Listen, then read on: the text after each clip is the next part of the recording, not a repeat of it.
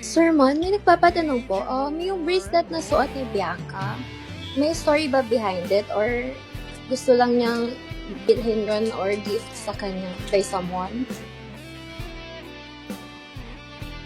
It's from her mom. It's from Tita Eileen and ano yun very special yun kay Bianca because it's a gift from her mom and may cross yun.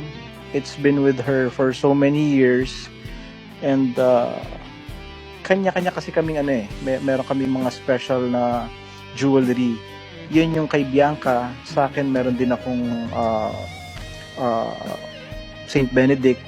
Si Tita Eileen yung meron siyang scapular. So it never leaves us talaga. So it's very special talaga. Opo, kasi na-notice namin sa mga photoshoots ni Bianca or kahit sa guestings niya, she's wearing the bracelet po. Yeah. Very special yan and keeps us away from harm.